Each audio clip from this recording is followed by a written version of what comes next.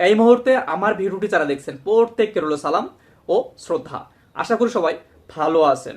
প্রিয় দর্শক, 2026 সালের নির্বাচনীয় তফসিল ঘোষণা করা হয়েছে।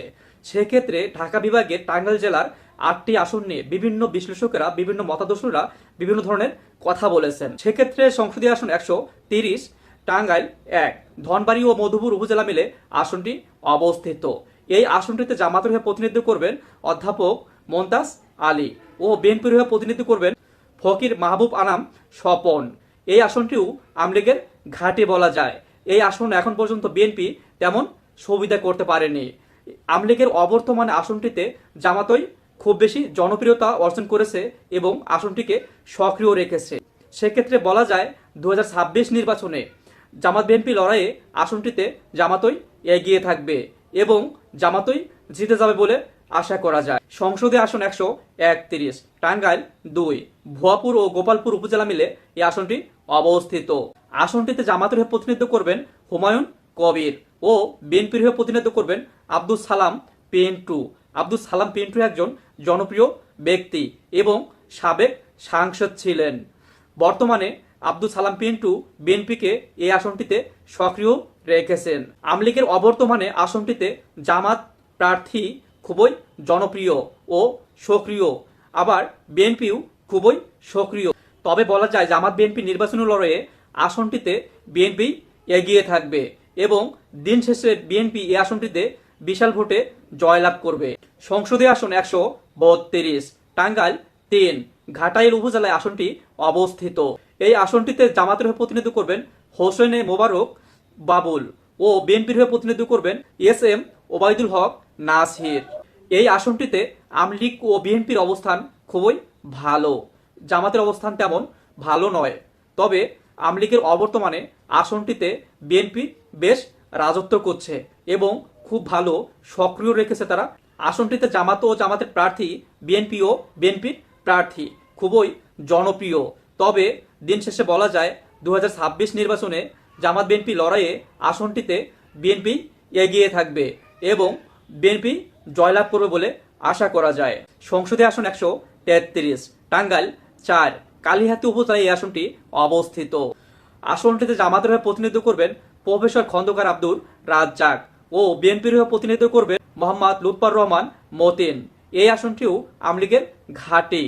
আওয়ামী লীগের অবর্তমানে আসনটিতে বিএনপি খুবই সক্রিয় ও রাজত্ব করছে বলে দেখা যায়। তবে জামাত ও জামাতের প্রার্থী, বিএনপি ও বিএনপির প্রার্থী বর্তমানে খুবই সক্রিয় ও জনপ্রিয় তারা। জামাত বিএনপি নির্বাচনী লড়াইয়ে আসনটিতে বিএনপি অনেকটা এগিয়ে, তবে দিন শেষে আসনটিতে বিএনপি জিতে যাবে বলে আশা করা যায়। সংসদীয় আসন 134, টাঙ্গাইল 5, সদর উপজেলায় আসনটি অবস্থিত। আসনটিতে জামাতের হয়ে প্রতিনিধিত্ব করবেন আহসান হাবিব মাসুদ ও বিএনপির হয়ে প্রতিনিধিত্ব করবেন সুলতান সালাউদ্দিন টুকু। এই আসনটি বিএনপির ঘাঁটি বলায় যায়। আসনটিতে আওয়ামী লীগ ও বিএনপি বেশ লড়াই হতো। কোনো সময় বিএনপি জিতে যেত, আবার কোনো সময় আওয়ামী লীগ জিতে যেত। আওয়ামী লীগের অবর্তমানে আসনটিতে বিএনপি বেশ সক্রিয় ও রাজত্ব করছে বলা যায়। তবে জামাত ও জামাতের প্রার্থী, বিএনপি ও বিএনপির প্রার্থী দুটো প্রার্থী খুবই সক্রিয় ও খুবই জনপ্রিয় তারা। দিন শেষে বলা যায় জামাত বিএনপি লড়াইয়ে আসনটিতে বিএনপি অনেকটা এগিয়ে। সংসদে আসন 135, দেলদুয়ার ও নাগরপুর উপজেলা মিলে আসনটি অবস্থিত। এই আসনে জামাতের হয়ে প্রতিনিধিত্ব করবেন ডাক্তার আব্দুল হামিদ ও বিএনপির হয়ে প্রতিনিধিত্ব করবেন রবিউল আওয়াল ডাবলু। এই আসনটিও বিএনপির ঘাঁটি বলা যায়। এই আসনে বিএনপি যে কোনো প্রার্থী দিক না কেন ওই প্রার্থী সংসদে জয়লাভ করে আসবে। তবে জামাত প্রার্থী খুবই সক্রিয় এবং জনপ্রিয়।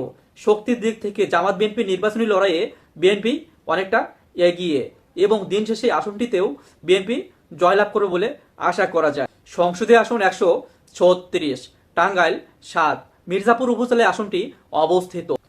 এই আসনে জামাতের হয়ে প্রতিনিধিত্ব করবেন অধ্যক্ষ আব্দুল্লাহ তালুকদার এবং বিএনপির হয়ে প্রতিনিধিত্ব করবেন আবুল কালাম আজাদ সিদ্দিকী। এই আসনটিতে আওয়ামী লীগের অবর্তমানে বিএনপি খুবই সক্রিয় ও আজাদ সাহেব খুবই জনপ্রিয় একজন ব্যক্তি। তিনি পরপর দুবার সাংসদ নির্বাচিত হয়েছেন। তবে জামাত বিএনপি নির্বাচনী লড়াইয়ে বিএনপি শক্তিশালী এবং এগিয়ে। দিন শেষে বলা যায় আসনটিতে বিএনপি অনেক ভোটেই জয়লাভ করবে। সংসদীয় আসন 137, সখীপুর ও বাসাইল উপজেলা মিলে আসনটি অবস্থিত। এই আসনটিতে জামাতের হয়ে প্রতিনিধিত্ব করবেন অধ্যক্ষ শফিকুল ইসলাম খান ও বিএনপির হয়ে প্রতিনিধিত্ব করবেন আহমেদ আজম খান। এই আসনটিও আওয়ামী লীগের ঘাঁটি বলা যায়। এই আসনে বিএনপি তেমন সুবিধা করতে পারেনি, তবে বর্তমানে জামাত ও জামাতের প্রার্থী আসনটিকে খুবই সক্রিয় রেখেছে এবং জামাতের জনপ্রিয়তা ধরে রেখেছে। জামাত বিএনপি নির্বাচনী লড়াইয়ে আসনটিতে জামাতই শক্তিশালী এবং এগিয়ে।